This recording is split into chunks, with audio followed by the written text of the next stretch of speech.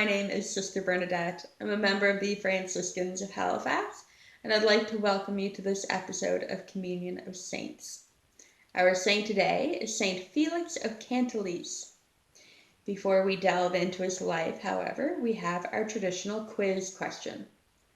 Our question today is, who was the first Capuchin friar to be canonized? So who was the first Capuchin friar to be canonized? There have been many since this saint, and I want to know who the first was. One such saint is Padre Pio. He was a Capuchin as well, but he's not the answer today. So who was the first Capuchin friar canonized? So take some time, think about it, and let me know your thoughts in the comments below. So, Saint Felix of Cantalice was also a Capuchin friar. He was born on May 18th in the year 1515. His parents were very humble and very pious, and they owned a farm, as many did at the time, and Felix worked on that farm. He was a farmhand for most of his life. For the beginning part anyway. He would often be the one who plowed the fields with the oxen, of course, when he got a little older. He, however, always had a great love for Christ. Working on a farm and out in nature, Felix was able to witness firsthand the beauty of God's creation, and he fell in love with Christ, and he wanted to give his life entirely to Christ, but his circumstances just really didn't allow that to happen. He longed to go to daily mass, but with his work, he was unable to do it. But he still kept his prayer up. In his 28th year, he was on the farm and he was breaking in a new set of oxen for the plow. Some new young oxen who weren't quite as well trained as they should be yet. As Felix was finishing hooking up the last two to the plow, the oxen got a little spooked and bolted. And Felix ran. The oxen actually chased him down and trampled him. And then, of course, the plow with the very sharp blades that followed directly behind the oxen rolled over Felix. The peasants in the field came running, certain of what they would find, a very gruesome sight of a body torn to shreds by the sharp blades of the plow. However, much to everyone's astonishment, Felix stood up completely unharmed, except for a very small tear in his jacket. Felix took this as a sign, a very obvious sign from God, and he immediately left the farm and went to his employer and begged to be released from his duties. Once obtaining that release, he went and sold his very few meager possessions and took himself to the closest Franciscan convent, which was a Capuchin convent. The convent welcomed Felix, and he began his time there. His novitiate was not as easy as one would hope. It was filled with many temptations and many trials, and even a persistent illness that just would not leave Felix. This drew into question whether or not Felix would actually be able to continue on in his vocation. However, through much perseverance, through much prayer, self-control, dedication, and possibly even a little bit of stubbornness, Felix was able to overcome all these different obstacles, and the community granted him permission to make his vows. This brought Felix much joy. Shortly after making his vows, he was transferred to a convent in Rome.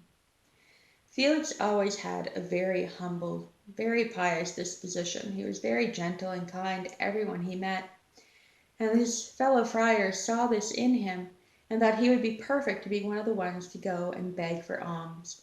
These alms not only helped support the friars to maintain them in life, to give them food, but it also went to the poor as well. Felix was begging for alms, and he did so for the last 42 years of his life.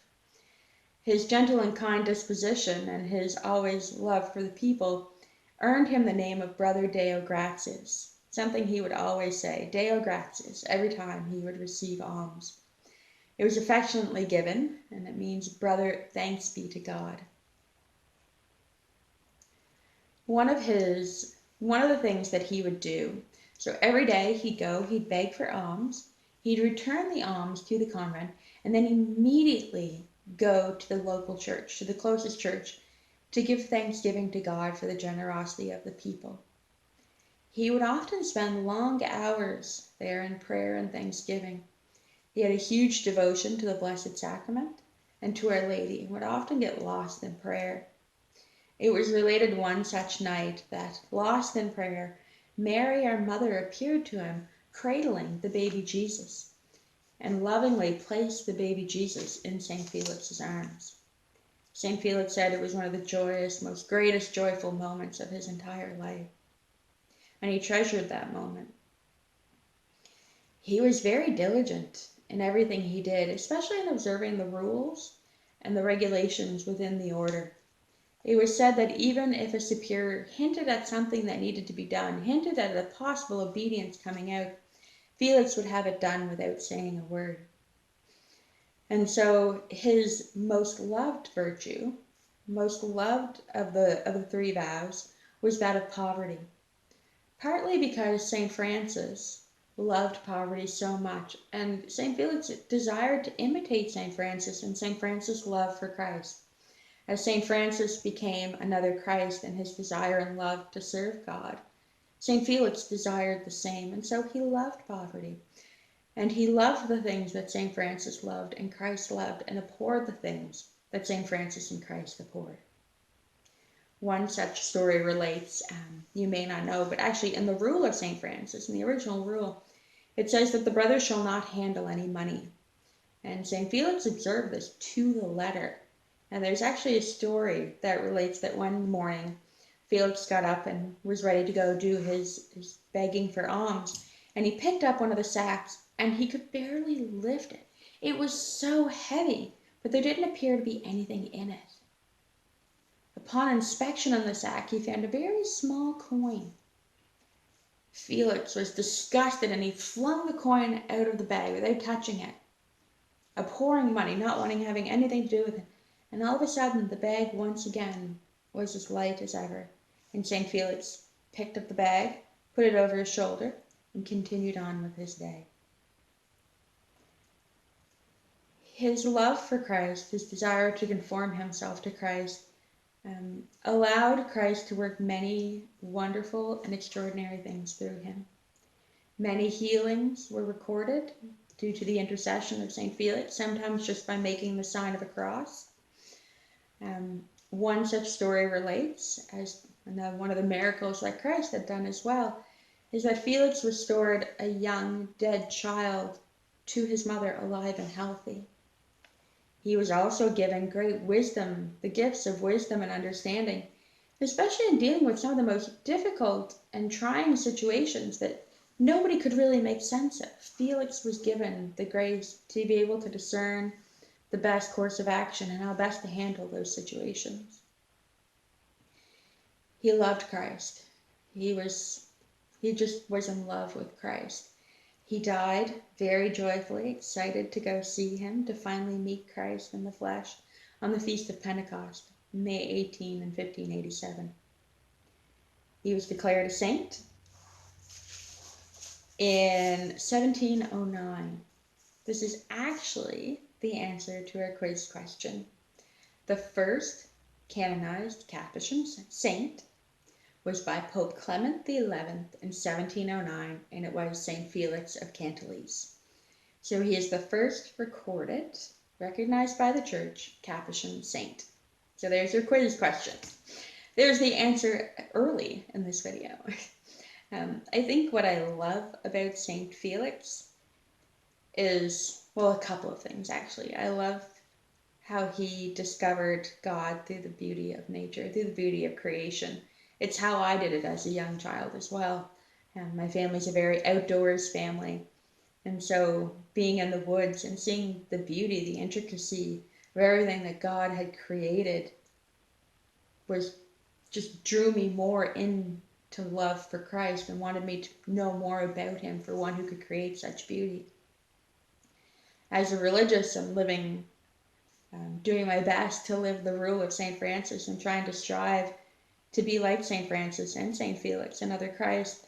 I can relate with him in some of his trials and struggles, and maybe a little bit of his stubbornness as well, in wanting to conform my life to Christ, and how it's a constant everyday struggle, but a joyful struggle, because you want to be more like Christ.